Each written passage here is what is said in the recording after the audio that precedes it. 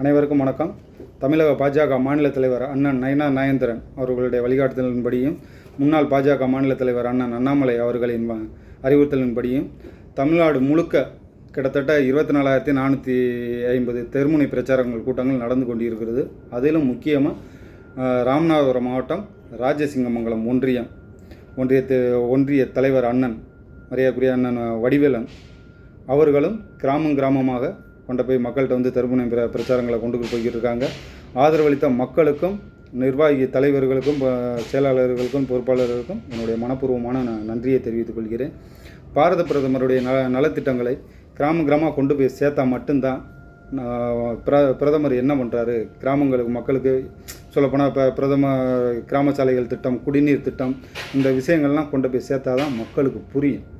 இப்போ வருகிற 2026 சட்டமன்ற தேர்தலில் வந்து நம்மளுடைய தொகுதி ராமநாதபுரம் தொகுதியில் ராமநாதபுரம் மாவட்டம் திருவாரூர் தொகுதியில் எந்த வேட்பாளர்னா என்டிஏ கூட்டணியில் ஏடிஎம்கே வேட்பாளராகவும் இருக்கலாம், இல்லை ஒருவேளை நம்மளுடைய பிஜேபி வேட்பாளராகவும் இருக்கலாம். யார் நின்னாலும் அவர்களை வெற்றி பெற வைப்பது வந்து நம்மளுடைய கடமையாக நம்ம இருக்கணும். சரி, இவங்க வந்து ஏடிஎம்கேலேருந்து தானே நினைக்கிறாங்க, அவங்களுக்கு நம்ம என்னத்தை ஓட்டு போடுறது அப்படின்னு நம்ம நம்மளுடைய வாக்கை வந்து சிதற விடவே கூடாது. அப்படி சிதற விடாமல் நம்மளுடைய தலைவர்களை நம்ம ஜெயிக்க வச்சா மட்டும்தான், நம்மளுடைய தொகுதி தலைவர்களை ஜெயிக்க வச்சா மட்டும்தான் நம்மளுடைய தொகுதிக்கு என்னென்ன வேண்டும் அப்படின்றத நம்ம கேட்டு வாங்க முடியும். இல்லை அவங்க அந்த கட்சியில் இருக்காங்க, அவங்க அந்த கட்சியில் இருக்காங்க, அந்த பாகுபாடே பார்க்கக்கூடாது. யார் நின்னாலும் ஜெயிக்க வைக்கணும். இப்போ நம்மளுடைய ஆர்எஸ் மங்கலம் வளர்ந்து வரும் நகரத்தில் ஒன்றா இருக்குது, ஆனால் போக்குவரத்து ரொம்ப கம்மியாக இருக்குது. போக்குவரத்துனா மதுரை டு ஆர்எஸ் மங்கலம் குறைவான பேருந்துகள் தான் போய்க்கிருக்கு. அதுகளை நம்ம கேட்டு வாங்கலாம். இல்லை ஆர்எஸ் மங்கலத்துக்கு கல்லூரிகள் கேட்டு வாங்கலாம். இல்லை வேறு என்னென்ன நம்மளுடைய ராஜசிங்கமங்கலத்துக்கு தேவைப்படுது அப்படின்றத எல்லாத்தையும் நம்ம வந்து நம்மளுடைய சட்டமன்ற தலைவர்கள்ட்ட வந்து நம்ம கேட்டு வாங்கிக்கிடலாம்.